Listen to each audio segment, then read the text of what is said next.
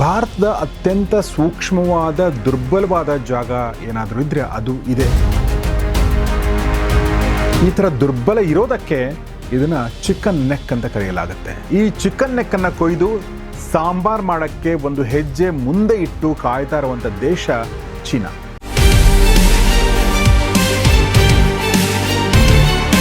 ಅಂದ್ರೆ ಭಾರತ ಆರ್ಥಿಕತೆಗೆ ಮತ್ತು ಭೌಗೋಳಿಕ ಅಖಂಡತೆಗೆ ಈ ಕಾರಿಡಾರ್ ಒಂದು ಜೀವನಾಡಿ ಇದ್ದ ಹಾಗೆ. ಇಲ್ಲಿದ್ದ ಸರ್ಕಾರಗಳಿಗೆ ದೇಶದ ಭದ್ರತೆಗಿಂತ ತಮ್ಮ ವೋಟ್ ಬ್ಯಾಂಕ್ ರಾಜಕೀಯ ಮುಖ್ಯ ಆಗಿತ್ತು. ಮಾತು ಕೊಟ್ಟ ಹಾಗೆ ಸಿಲಿಗುರಿ ಕಾರಿಡಾರ್ನ ಹೃದಯ ಭಾಗದಲ್ಲಿರುವ ಬರೋಬ್ಬರಿ 120 ಎಕರೆ ಭೂಮಿಯನ್ನ ನೂತನ ಸರ್ಕಾರ ಕೇಂದ್ರದ ಕೈಗೆ ಕೊಟ್ಬಿಟ್ಟಿದೆ. ಕೇಂದ್ರ ಸರ್ಕಾರದ ಕೈ ಸೇರಿದ ಆ 120 ಎಕರೆ ಬಂಜರು ನೆಲದಲ್ಲಿ ಭಾರತ ಸೇನೆ ಏನ್ ಮಾಡ್ತಾ ಇದೆ?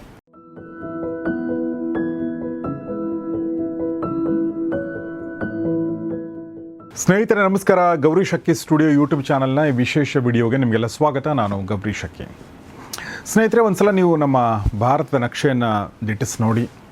ನಿಮಗೆ ಹೇಗೆ ಕಾಣುತ್ತೆ ಅಂತ ನೀವು ಅಬ್ಸರ್ವ್ ಮಾಡಿದರೆ, ಎದೆ ಉಬ್ಬಿಸಿ ನಿಂತಿರುವಂಥ ಬಲಾಢ್ಯ ದೇಶದ ಬಲ ತೋಳಿನ ಥರ ಕಾಣೋದು ಯಾರು ಅಂದರೆ ಈಶಾನ್ಯ ರಾಜ್ಯಗಳು. ಈ ಈಶಾನ್ಯ ರಾಜ್ಯಗಳಿಗೆ ನಾವು ಪ್ರೀತಿಯಿಂದ ಏನು ಕರಿತೀವಿ?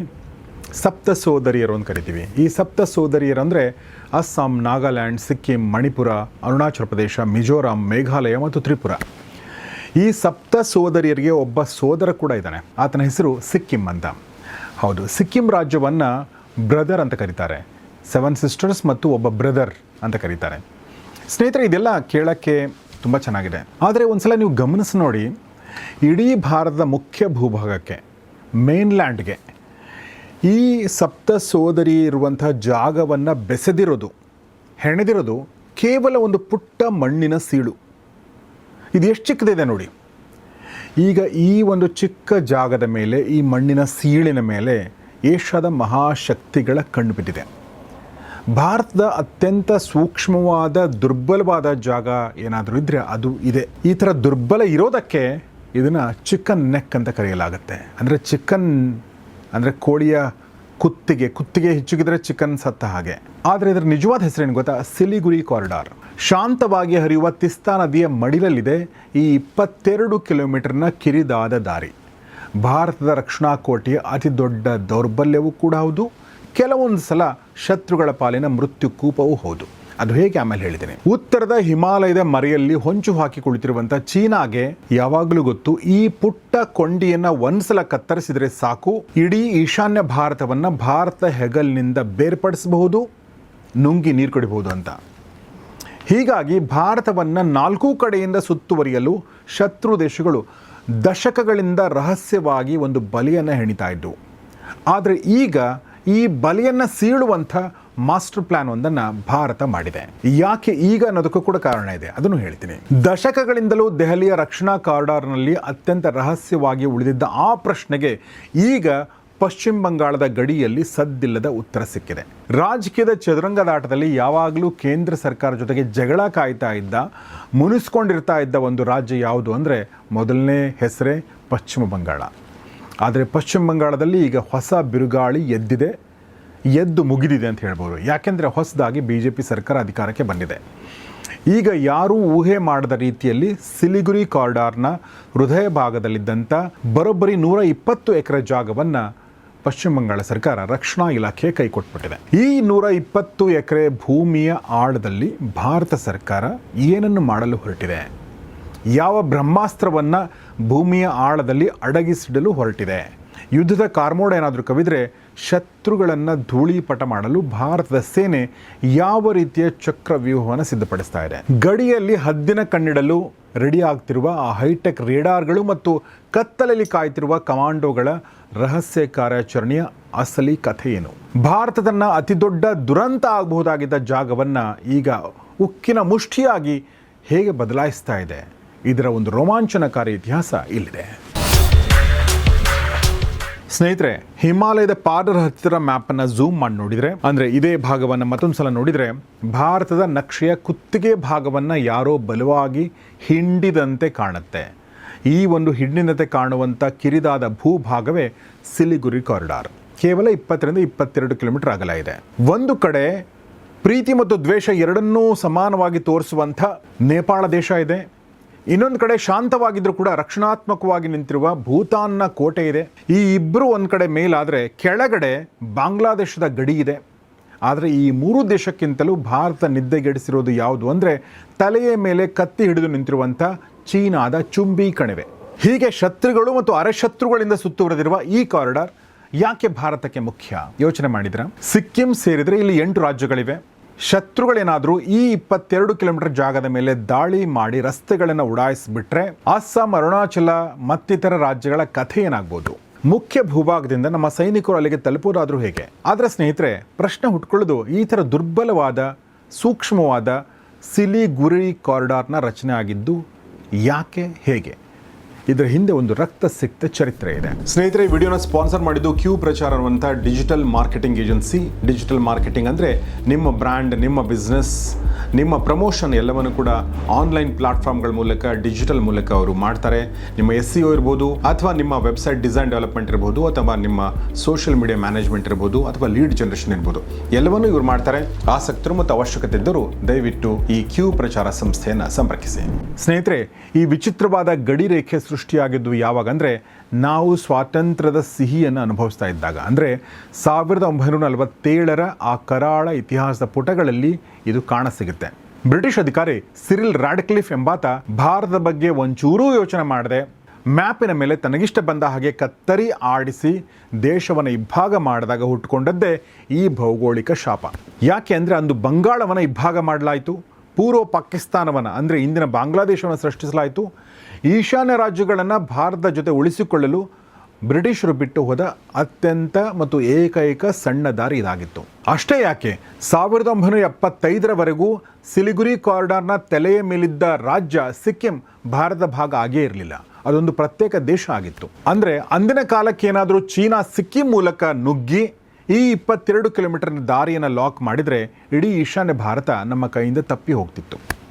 ಇಂತಹ ಅಪಾಯಕಾರಿ ಜಾಗವನ್ನು ಭಾರತ ಅರಗಿಸಿಕೊಂಡು ಶತ್ರುಗಳ ಪ್ರತಿಯೊಂದು ಮೂಗು ಕೌಂಟರ್ ಕೊಡ್ತಾ ಇದನ್ನು ಹೇಗೆ ಇಂದಿಗೂ ಕಾಪಾಡಿಕೊಂಡು ಬಂದಿದೆ ಅನ್ನೋದೇ ಒಂದು ಆಶ್ಚರ್ಯ. ಆದರೆ ಸ್ನೇಹಿತರೆ, ಈ ಚಿಕನ್ ನೆಕ್ಕನ್ನು ಕೊಯ್ದು ಸಾಂಬಾರ್ ಮಾಡೋಕ್ಕೆ ಒಂದು ಹೆಜ್ಜೆ ಮುಂದೆ ಇಟ್ಟು ಕಾಯ್ತಾ ಇರುವಂಥ ದೇಶ ನಾನು ಈಗಾಗಲೇ ಹೇಳಿದ ಹಾಗೆ ಚೀನಾ. ಸ್ನೇಹಿತರೆ, ಇತಿಹಾಸದ ಪುಟಗಳನ್ನ ತಿರುವಿ ನೋಡಿದರೆ ಚೀನಾ ಈ ಕಾರಿಡಾರ್ನ ಕತ್ತರಿಸಲು ಒಂದಲ್ಲ ಎರಡಲ್ಲ 10 ಸಲ ರಹಸ್ಯ ತಂತ್ರಗಳನ್ನ ಹೆಣೆದಿದೆ. 1962ರ ಭಾರತ ಚೀನಾ ಯುದ್ಧದ ಸಮಯದಲ್ಲಿ ಅರುಣಾಚಲ ಪ್ರದೇಶದ ಒಳಗೆ ನುಗ್ಗಿ ಬಂದಿದ್ದ ಚೀನಾ ಸೇನೆಗೆ ಈ ಸಿಲಿಗುರಿ ಕಾರಿಡಾರ್ನ ಬ್ಲಾಕ್ ಮಾಡಿ ಇಡೀ ಅಸ್ಸಾಮನ್ನು ಭಾರತದಿಂದ ಬೇರ್ಪಡಿಸುವ ಯೋಚನೆ ಇತ್ತು. ಆದರೆ ಆಗಿನ ಅಂತಾರಾಷ್ಟ್ರೀಯ ಒತ್ತಡಗಳು ಮತ್ತು ಹಿಮಾಲಯದ ಹಿಮದ ಬಿರುಗಾಳಿ ಅವರನ್ನ ತಡೆದು ನಿಲ್ಲಿಸಿತು. ಅಷ್ಟಕ್ಕೆ ಸುಮ್ಮನಾಗದ ಚೀನಾ 1967ರಲ್ಲಿ ಸಿಕ್ಕಿಂ ಗಡಿಯ ನಾಥೂಲಾ ಮತ್ತು ಚೋಲಾ ಪಾಸ್ಗಳ ಮೂಲಕ ಸಿಲಿಗುರಿ ಕಾರಿಡಾರ್ನತ್ರ ಮುನ್ನುಗ್ಗಕ್ಕೆ ಒಂದು ಭೀಕರವಾದ ದಾಳಿ ನಡೆಸಿತ್ತು. ಆದರೆ ಅಂದೂ ಕೂಡ ಭಾರತದ ಧೀರ ಸೈನಿಕರು ಪ್ರಾಣದ ಹಂಗು ತೊರೆದು ಹೋರಾಡಿ ಚೀನಾದ 10 ಸೈನಿಕರನ್ನು ಹೆಣವಾಗಿಸಿ ಚೀನಾದ ಆಸೆಗೆ ಮಣ್ಣು ಮುಕ್ಕಿಸಿದರು. ಹೀಗೆ ನೇರ ಯುದ್ಧದಲ್ಲಿ ಭಾರತ ಸೈನಿಕರ ವಿರುದ್ಧ ನಿಲ್ಲಲು ಸಾಧ್ಯವಾಗದಿದ್ದಾಗ ಚೀನಾ ತನ್ನ ಕುತಂತ್ರ ಬುದ್ಧಿಯನ್ನು ಉಪಯೋಗಿಸಿ ಇಂಡೈರೆಕ್ಟ್ ವಾರ್ನ ಶುರು ಮಾಡಿತು.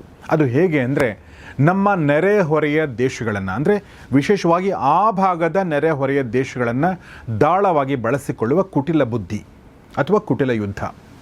ಅದು ಹೇಗೆ?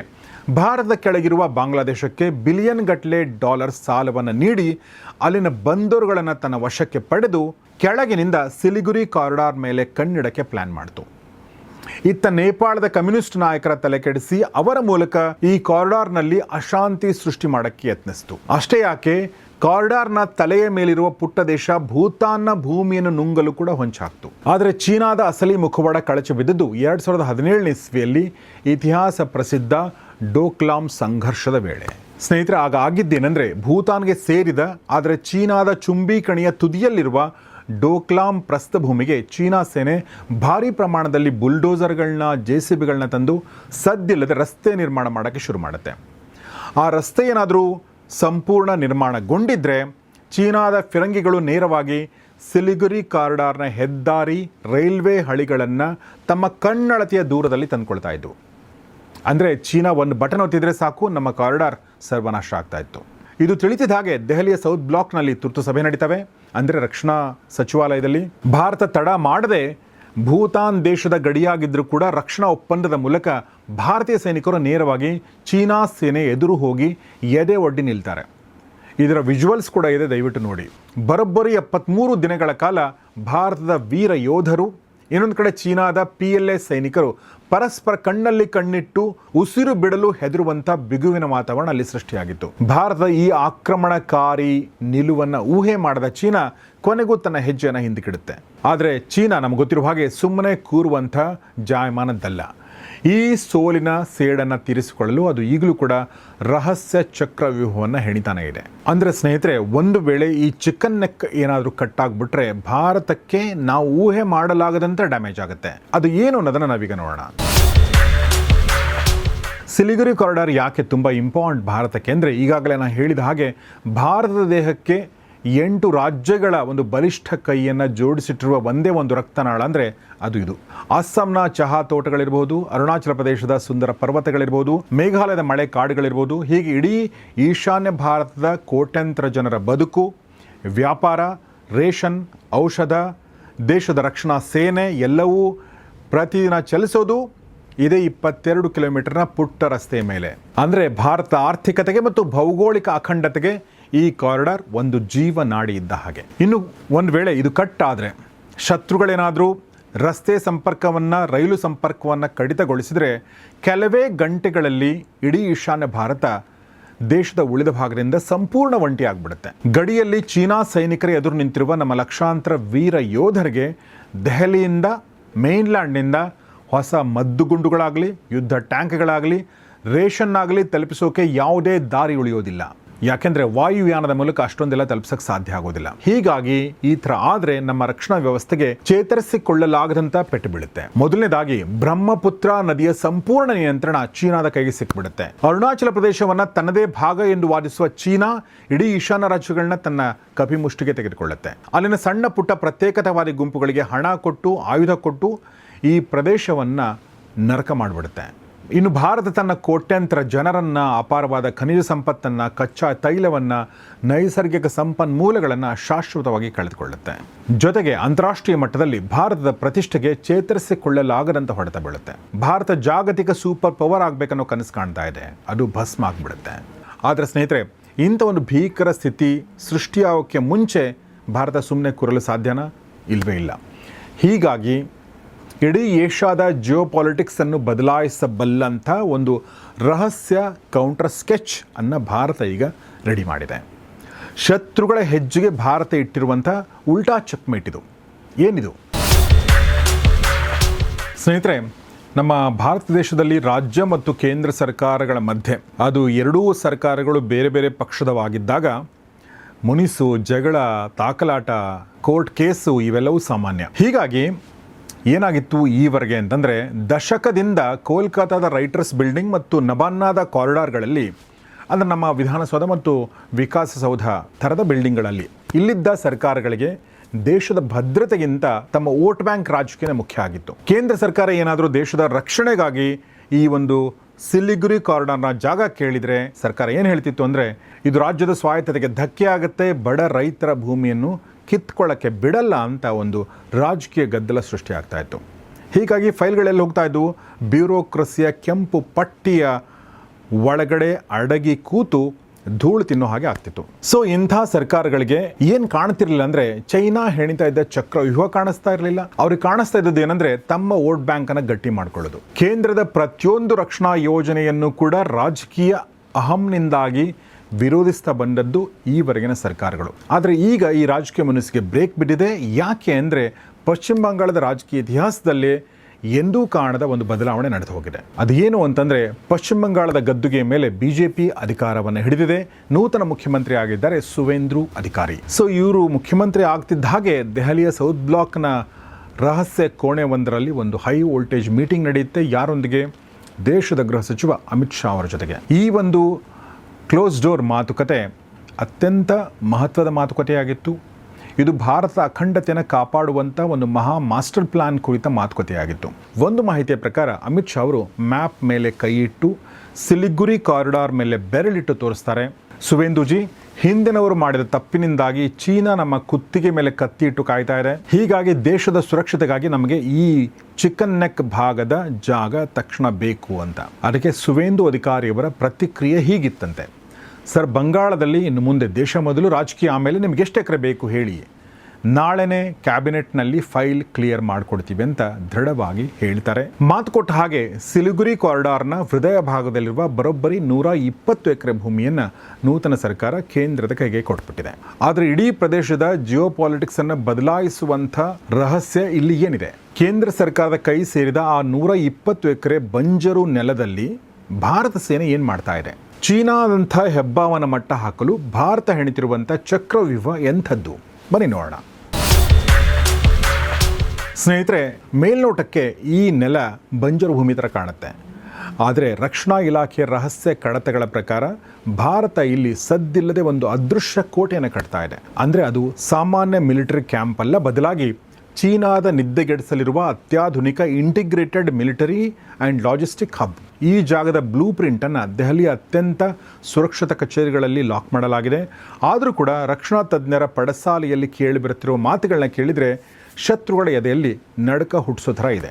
ಹಾಗಾದರೆ ಇಲ್ಲಿ ನಿಜವಾಗೂ ಏನು ಮಾಡಲಾಗ್ತಾ ಇದೆ? ಯುದ್ಧದ ಭೀತಿ ಎದುರಾದಾಗ ಸಾವಿರಾರು ಕಿಲೋಮೀಟರ್ ದೂರದಿಂದ ಸೇನೆ ಮತ್ತು ಯುದ್ಧದ ಟ್ಯಾಂಕ್ಗಳು ಬರುವಷ್ಟರಲ್ಲಿ ಕಾಲ ಮಿಂಚು ಹೋಗ್ತಾ ಇತ್ತು.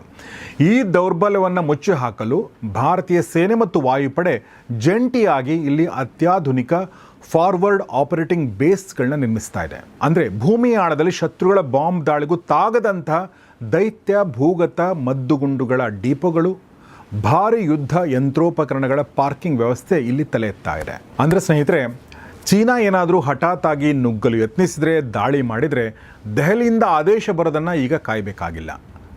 ಈ ಚೋಕ್ ಪಾಯಿಂಟ್ನಲ್ಲಿ ಈಗಾಗಲೇ ಸನ್ನದ್ಧರಾಗಿ ಕುಳಿತಿರುವ ನಮ್ಮ ಘಾತಕ ಕಮಾಂಡೋಗಳು ಮತ್ತು ಯುದ್ಧ ಟ್ಯಾಂಕ್ಗಳು ನಿಮಿಷಗಳಲ್ಲಿ ಶತ್ರುಗಳ ಮೇಲೆ ಪ್ರತಿದಾಳಿ ಮಾಡೋಕ್ಕೆ ರೆಡಿ ಆಗ್ತವೆ. ಆದರೆ ಕೇವಲ ಸೈನಿಕರನ್ನು ಕೂರಿಸೋದು ಮಾತ್ರ ಭಾರತದ ಪ್ಲ್ಯಾನ್ ಅಲ್ಲ.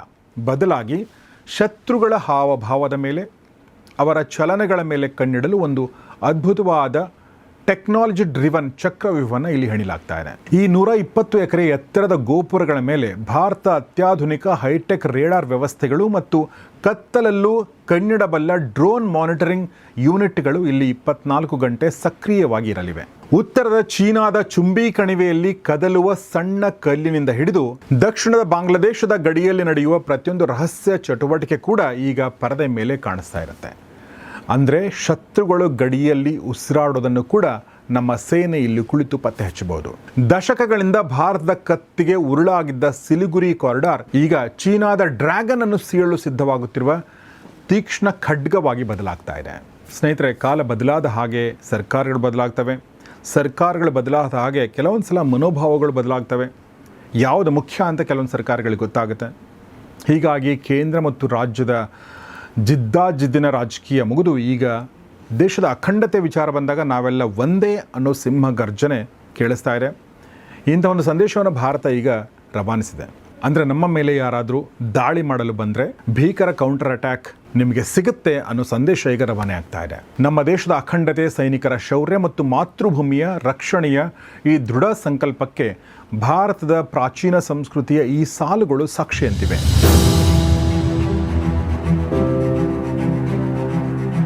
ಸೊ ಈ ಸಂಸ್ಕೃತ ಶ್ಲೋಕದ ಅರ್ಥ ಏನು ಅಂದರೆ, ಯಾರಿಂದ ಈ ಜಗತ್ತಿಗೆ ಯಾವುದೇ ಭಯ ಅಥವಾ ತೊಂದರೆ ಉಂಟಾಗೋದಿಲ್ವೋ, ಅಥವಾ ಯಾರು ಈ ಜಗತ್ತಿನ ಯಾವ ಶಕ್ತಿಗೂ ಹೆದರದೆ ಹರ್ಷ, ಕ್ರೋಧ, ಭಯ ಮತ್ತು ಉದ್ವೇಗಗಳಿಂದ ಮುಕ್ತನಾಗಿ ಧೀರನಾಗಿ ನಿಲ್ತಾನೋ ಅಂಥವನೇ ಶ್ರೇಷ್ಠ ಮತ್ತು ವಿಜಯಿ. ಇಂಥ ಭಾರತ ನಮ್ಮದಾಗಲಿ ಅನ್ನೋದೇ ನಮ್ಮ ಆಶಯ, ಈ ವಿಡಿಯೋದ ಆಶಯ. ಸ್ನೇಹಿತರೆ, ಈ ಕುರಿತಾಗಿ ನಿಮ್ಮ ಮನಸ್ಸಿಗೆಗಳನ್ನ ತಿಳಿಸೋದು ಮರಿಬೇಡಿ. ನೋಡ್ತಾರೆ ಗೌರಿ ಶಕ್ಕಿ ಸ್ಟುಡಿಯೋ, ನೋಡ್ತಾರೆ ಒಳ್ಳೆ ವಿಡಿಯೋಗಳನ್ನ. ನಮಸ್ಕಾರ.